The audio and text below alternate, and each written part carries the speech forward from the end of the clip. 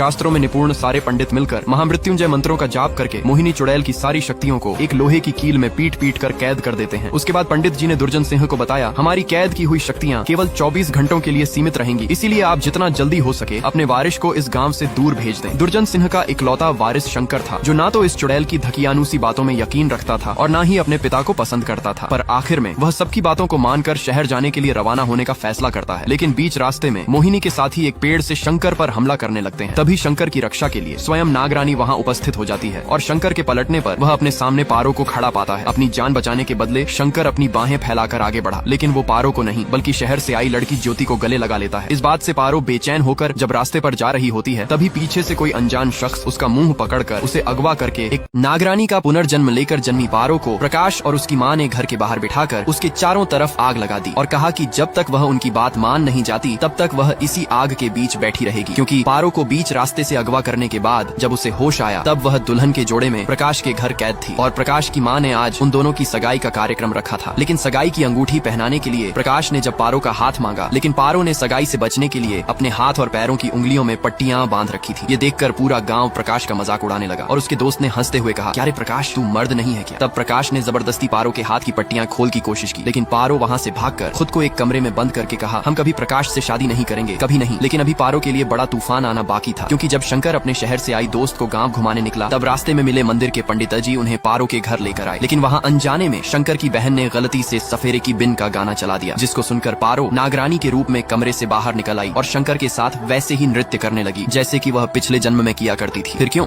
आखिर कौन बचाए इस बेचारी अनाथ लड़की पारो को, जिसकी मुंह बोली दुष्ट माँ और प्रकाश सिर्फ इसीलिए उसे आग के बीच बिठा देते हैं क्योंकि उसने प्रकाश के साथ सगाई न करने के लिए खुद को कमरे में बंद कर लिया था। उनकी शर्त सिर्फ इतनी थी कि पारो इस शादी के लिए नहीं मानेगी तो वे उसे ऐसे ही आग के बीच बिठाए रखेंगे। क्योंकि जब उनकी सगाई होने वाली थी तब पारो ने पूरे गांव के सामने जमींदार के बेटे शंकर को अपने पुनर्जन्म का प्रेमी समझकर उसके साथ पागलों की तरह नागिन का नाच किया था, जिसे देखकर शंकर की मंगेतर ज्योति गुस्से में स्पीकर नीचे फेंक दिया। फिर भी शंकर और पारो एक दूसरे का हाथ थामे खड़े रहते हैं। इधर हवेली में पंडित जी शंकर की सगाई का मुहूर्त निकालने के लिए उसकी कुंडली देख रहे थे, पर कोई भी तिथि सगाई के लिए योग्य नहीं थी। लेकिन मोहिनी चुड़ैल को शंकर की शादी जल्द करवानी थी, इसीलिए उसने अपनी शक्तियों से चाय गिराकर सबका ध्यान भटकाया और फिर शंकर की कुंडली के योग को पूरी तरह बदल दिया। अब इस आग के बीच से फंसी पारो को आखिर कौन बचाएगा? नेक्स्ट, नागमणि को ढूंढ रही मोहिनी चुड़ैल को यह पता था कि अगर शंकर की शादी किसी और लड़की के साथ करवाएंगे तो नागरानी उस शादी को रोकने जरूर आएगी। इसलिए मोहिनी ने अपनी शक्तियों से शंकर की कुंडली के योग को बदल दिया और जब पंडित जी को दोबारा कुंडली दिखाई तब वे भी हैरान रह गए कि ऐसा कैसे हो सकता है। उन्होंने कहा, शंकर की कुंडली में सर्प दोष है, अगर उसका प्रभाव कम करना है तो उनकी शादी पुराने बरगद के साथ करवानी पड़ेगी। इधर आग में फंसी पारो को बचने की कोई उम्मीद नजर नहीं आ रही थी। तब उसने मन ही मन महादेव से प्रार्थना करने लगी, भोलेनाथ, हमें इस जन्म में न माँ की गोद मिली न ही पिता का साया, कम से कम हमें अपना जीवन साथी चुनने का अधिकार तो मिलना चाहिए ना। हमें ऐसा वर चाहिए जो औरतों की इज्जत, मर्यादा और सम्मान करना जानता हो। तभी महादेव के शिवलिंग से एक सांप नीचे उतरकर पारो के पास जाकर खड़ा हो गया और अपनी शक्तियों से पारो के हाथ पैर की रस्सियां खोल दी। उसके बाद पारो अपने बचाव के लिए महादेव के पुराने मंदिर पहुंची, जिसे चारों तरफ नागों का रक्षण प्राप्त था। महादेव के भक्त कमेंट में हर हर महादेव जरूर लिखे।